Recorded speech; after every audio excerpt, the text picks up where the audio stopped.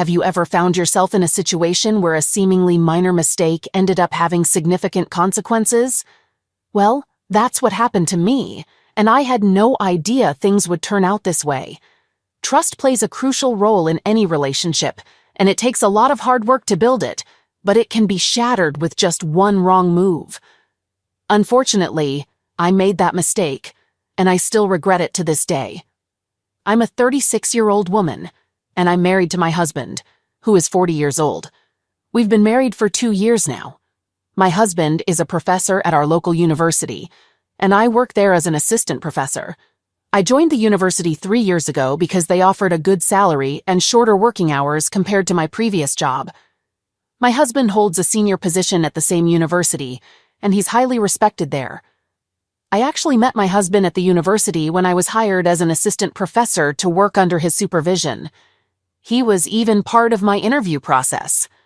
I developed an immediate crush on him because he was intelligent and fun. I was ecstatic when I got the job working alongside him. Our roles required us to work closely together, attending classes and grading papers together. Spending so much time together naturally led to us getting to know each other better. Our relationship started with casual conversations and jokes, but it soon progressed to having lunch together and spending even more time with each other. The attraction between us was mutual, and it didn't take long before we officially became a couple. After being together for a year, my husband proposed to me, and I accepted. I enjoyed his company, and I was impressed by his respected position at the college. His authoritative demeanor was something I found attractive, and he always took good care of me. So I said yes, and we had a small wedding ceremony to celebrate our union. Our married life was going smoothly. I had moved into his cozy bungalow, and we were happily living together. Our life together was going quite well, especially since we also worked together. I was content and satisfied in my marriage, feeling like I had everything I ever desired. My husband embodied the qualities of a perfect alpha male, strong, confident, and charismatic. He had a clear sense of purpose and knew how to achieve his goals. I deeply admired his intelligence and strong work ethic. I believed we were an ideal match. However, I ended up losing him due to a small mistake I made a year into our marriage. A mistake I never thought would have such severe consequences. I deeply wish I could undo that mistake. It all began when a new assistant professor joined our university, whom we'll refer to as George. George was around my age, and he had an appealing charm, self-assuredness, and I must admit, he was quite attractive. We had casual conversations a few times before, but nothing out of the ordinary. However, one day, when my husband was out of town and I was working from a cafe near the university, George and I coincidentally ran into each other. We both ordered coffee and started chatting. The conversation was lighthearted and enjoyable, covering various topics from work to our personal lives. George was single and had recently moved to town. He was easy to talk to, and before I knew it, a few hours had passed. We exchanged phone numbers and promised to stay in touch. At that moment, I didn't attach much significance to it. I liked talking to George, but I was happily married to my husband. Little did I realize that this seemingly small mistake of exchanging numbers with George would trigger a series of events that would completely disrupt my life. Over the next few weeks, George and I began texting each other. Initially, our messages were about work and our hobbies, but gradually, they took a flirtatious turn. At first, I couldn't believe it. I was sure that everyone knew I was married and who my husband was. George started sending subtly flirtatious texts, and although I could have chosen to ignore them, I didn't. Instead, I responded in a flirtatious manner myself. I knew it was wrong, but I couldn't seem to control myself. I only messaged him when my husband wasn't around because I couldn't risk my husband finding out. I thought I was just having harmless fun with our texts, not doing anything terribly wrong. Then, one day, my husband and I had a major argument. He wanted to have a baby, but I had previously told him that I wasn't ready for parenthood. We had discussed this before, and I had been clear about not wanting a baby at this time. Raising a child comes with significant responsibilities, and I didn't believe I was prepared for that level of commitment. I tried explaining this to my husband, but he was too angry to listen. He said hurtful things, accusing me of running away from responsibilities due to my nature. His words deeply upset me, and he left the house to have some space. I was home alone, feeling upset and vulnerable after our fight. That's when George messaged me, asking if I wanted to meet for a drink. I hesitated at first, but the temptation was strong, so I agreed to see him. Since my husband needed space away from me, I felt it was fair for me to have some space as well. I thought it would be okay to meet with George under the circumstances. As I texted George, I made up my mind to meet him that night. We chose a bar located far from the university, on the outskirts of town, to minimize the chances of running into anyone who might recognize me there. The bar had a fantastic atmosphere, with dim lights and soft music creating the perfect setting for a night out. We indulged in drinks, and our conversation remained light and enjoyable. However, things began to spiral out of control as the night wore on. I ended up getting extremely drunk, ordering multiple shots of vodka. George remained with me throughout the night, and our flirting became more intense. It felt like we were the only two people in the world, and I momentarily forgot about the fight with my husband. It was a relief to escape the marital stress, even if only temporarily. The chemistry between George and me was undeniable, unlike anything I had experienced before. That night, I made a terrible mistake by cheating on my husband. Afterward, George walked me to my cab as we waited on the pavement. While we stood there, he kissed me. He gave me ample time and space to pull away, but I didn't. I kissed him back. I was so intoxicated that I didn't fully grasp the situation until the following morning when I woke up with a severe hangover. It took me some time to come to terms with the events of the previous night. The memory of my kiss with George rushed back, and I instantly thought, "Oh no, what have I done?" I left the bedroom and found my husband in the kitchen, appearing much calmer than the day before.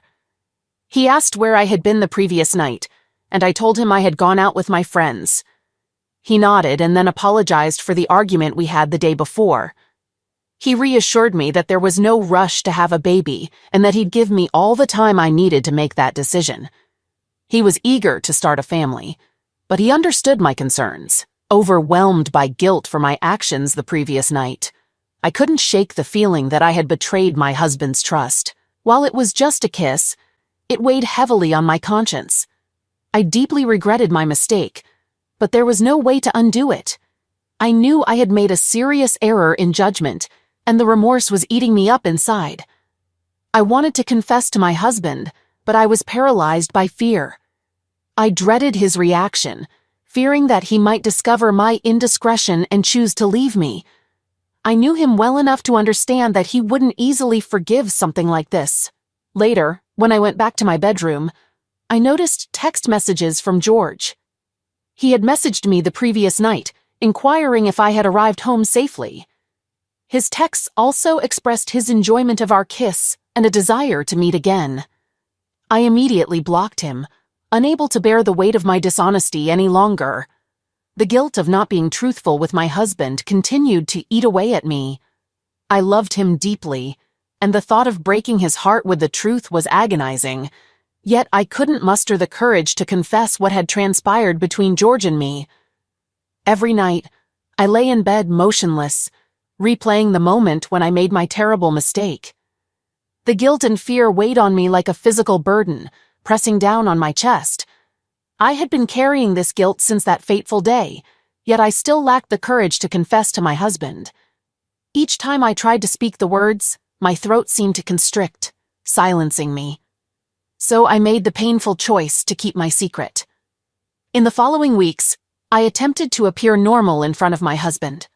However, every touch, every kiss from him left me feeling like a fraud, as if I were deceiving him, living a lie. I found myself trapped in a state of guilt and fear, unable to escape. Then one day, George attended a seminar organized by my department.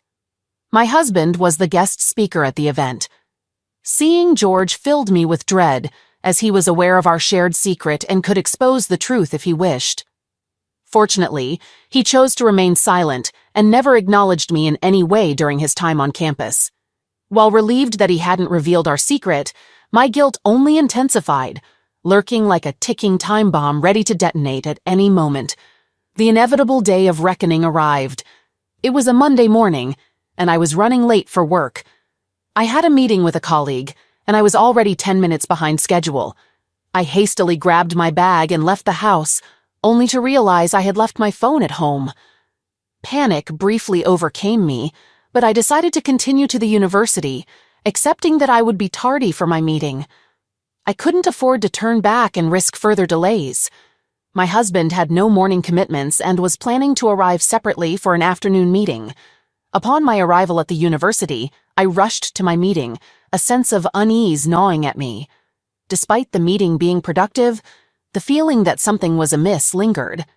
As soon as the meeting concluded, I hurried back to my office, my anxiety growing. After the meeting concluded, I hurriedly made my way to my office.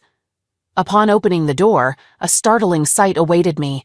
My husband was seated at my desk, holding my phone and scrolling through my messages. I stood frozen, realizing that a reckoning was imminent. My small mistake had finally caught up with me. My husband raised his eyes to meet mine, a profound sense of betrayal etched in his gaze. At that moment, I felt like the greatest fool on earth. He rose from his seat and handed me my phone, his voice barely above a whisper as he questioned, "Why did you do it?" He had meticulously examined my text messages with George, reading our flirtatious exchanges, references to the kiss, and the content of our texts. I found myself utterly speechless, aware that there was no justification for my actions. All I could do was lower my head in shame and await the consequences. My husband explained how he had sensed something amiss in my behavior during the past few weeks, believing it was related to our disagreement about having a baby. Consequently, he had offered me space, assuming I was still upset. He expressed his disbelief, saying, "I never thought you'd betray me like this." He left my office without uttering another word, leaving me alone with my overwhelming guilt and shame. I recognized that I had irreparably damaged his trust, uncertain if I could ever regain it. For what felt like hours, I sat at my desk, numbed by shock and remorse. I had obliterated the most precious aspect of my life, my marriage, all due to a thoughtless kiss. Later, I returned home, compelled to clarify the situation with my husband, emphasizing my love for him. He sat on the living room couch, sipping his whiskey. Approaching him, I attempted to hold him, explaining what had occurred. However, he rebuffed my touch and pushed me away, his eyes filled with cold detachment and seething anger. I understood that I had deeply wounded him, and there seemed to be no way to make amends. An urgent need to elucidate the situation engulfed me. I confessed that the kiss had been a result of extreme intoxication, emphasizing it was merely a kiss. He regarded me with intense anger but remained silent before ultimately leaving the house. In the following days, my husband barely uttered a word to me. It was as if I had become invisible.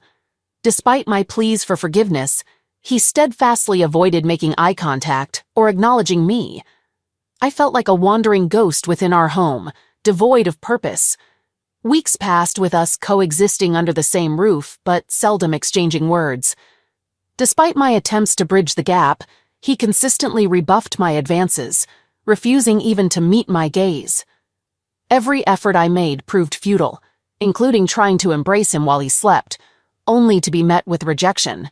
Initially, I harbored hope that our relationship could mend through my persistent efforts to earn his forgiveness. I believed that we could discuss what had transpired and find a path forward. However, it appeared my husband had already made up his mind about the course of action he wanted to take. One day, he approached me, expressing a desire to talk.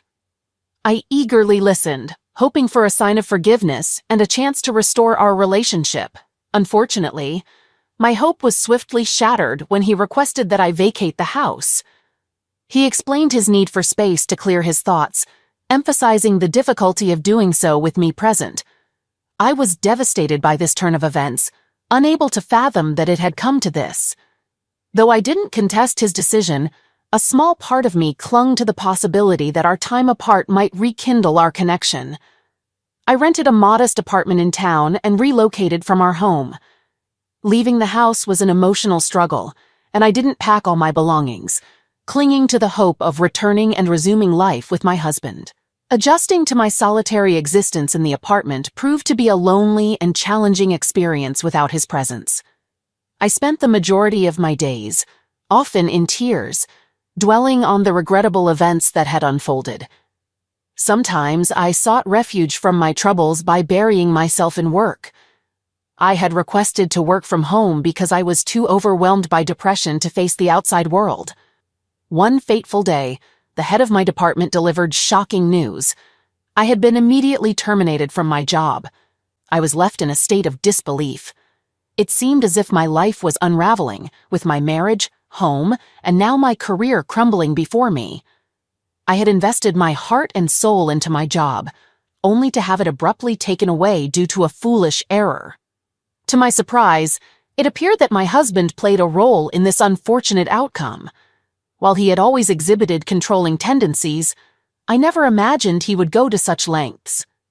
Despite my desperate pleas, the head of the department remained resolute in their decision. They revealed that my husband had personally called and demanded my termination, threatening to resign if they did not comply. He had wielded his influence and authority within the university to orchestrate my dismissal. Left without a job and a place to call home, I felt utterly adrift and powerless. The weight of guilt and shame from my transgressions still burdened my heart, and now I had to grapple with the repercussions of my husband's vengeful actions. Days turned into weeks, and I struggled to make ends meet.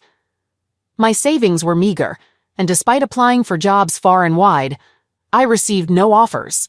I felt like a failure in every aspect of my life. However, an unexpected turn of events occurred when George reached out to me. He had resorted to emailing me since I had blocked his contact on my phone. Retrieving my mail wasn't a challenge, since George also worked as a professor at the university where I used to be employed. He informed me that he had heard about my situation and expressed a desire to assist me. Initially, I hesitated because in many ways, he was the root cause of my predicament. I was already without a job, and my husband harbored strong resentment toward me. I couldn't fathom how things could worsen, so I decided to meet George to see what he had in mind. Our rendezvous took place at a cozy cafe near my apartment. George was impeccably dressed in a sharp suit and wore a charming smile. He kindly offered to buy me a coffee, and we settled at a small table by the window. As I poured out my troubles to him, he attentively listened. I divulged the entire saga involving my husband, my job loss, and my life spiraling out of control. Speaking with him brought a sense of relief, as if a heavy burden was finally lifting from my chest. It marked the first time I had shared my ordeal with someone. After I had finished recounting my troubles, George remained silent for a moment. Then, he leaned forward and gently took my hand. In a soft tone, he apologized, expressing his unawareness of the extent of my suffering. His gaze locked onto mine, and for an instant, I felt myself immersed in his eyes. They held a warmth and kindness I hadn't encountered in a long time, almost providing solace. "I want to help you," he offered, his gesture comforting. Despite appreciating his offer, I initially declined, fearing it would only further enrage my husband. I didn't want to exacerbate the situation. However, as my circumstances grew increasingly dire with each passing day, I found myself contemplating George's proposition more seriously. With no other viable options and believing in George's genuine intent to assist, I reached out to him. He had connections within the academic realm and promised to aid me in securing a new job. My attempts to communicate with my husband had been futile. He had been avoiding my calls and refused to acknowledge my existence. I had called him repeatedly to discuss my job termination, but his silence was deafening. Thus, I informed George of my change of heart, and he proceeded to help me secure a new position at a different university. I had a glimmer of hope that my life was finally getting back on track. Securing a job marked the first step toward making everything right. George also assisted me with my CV and cover letter, and I expressed deep gratitude for his help. We hadn't been friends for long, yet this guy was going above and beyond for me. I suspected that George was motivated to help me due to his own guilt regarding what had transpired. We refrained from any flirting or inappropriate behavior. His approach to assisting me in finding a job was sincere. My thoughts often drifted to my husband, and I yearned to earn his forgiveness. I made an attempt to speak with him at the university, but he didn't even acknowledge me, simply instructing me to leave. My desperation to win back his forgiveness was growing. Weeks passed, and I settled into my new job. The work was demanding but fulfilling, and I was gradually rebuilding my life. Despite multiple attempts, my husband never answered my calls or responded to my messages. I continued to reside alone in my small apartment, with George as my sole confidant. Just as I was finding stability in my work, I was unexpectedly terminated from that job as well. I suspected that my husband was behind this setback as well. I visited my husband at his home and confronted him, questioning what he wanted by continuously taking away my job opportunities. He grew furious and claimed that I should have considered the consequences before cheating on him. My husband had learned from his friends that I had obtained my new job with George's assistance, which led him to believe I was having an affair with George. He expressed his hatred for me and wished he had never met me. His intense anger frightened me. I attempted to explain that nothing was happening between me and George. He was merely helping me find work. I swore it was the truth, but my husband remained skeptical. In my desperation, I tried to justify the events of that fateful night once more, emphasizing how intoxicated I had been with too many vodka shots. However, my husband scoffed at my attempts, refusing to accept my justifications. That night, it felt like I had lost my husband. The distance and iciness in his voice made it evident that he no longer wanted anything to do with me. Tears welled up in my eyes as I left his house, this time with the sinking feeling that I might never return. I continued applying for jobs elsewhere, only to face rejection at every turn. I also distanced myself from George. Seeing him brought back the guilt of that night when we kissed and served as a painful reminder of all that followed. One day, as I returned to my apartment following another job interview, I discovered an envelope awaiting me. It contained divorce papers sent by my husband. Tears welled up as I gazed at the papers, realizing that my marriage was ending because of my actions. It hit me hard, understanding that a single kiss had unraveled my entire world. I never imagined that one mistake could cost me my marriage and much more. Yet here I was, alone and without anyone to lean on. My circle of friends in town was limited, and those I knew were also friends with my husband, making it unlikely they would side with me at the cost of their friendship with him. My family had moved to another state due to my dad's job transfer. The following days felt like a painfully extended nightmare. I cycled through various emotions from sadness and anger to guilt and despair. Eventually, I reached a point where I felt nothing at all and recognized that the only path forward was to gradually rebuild my life on my own.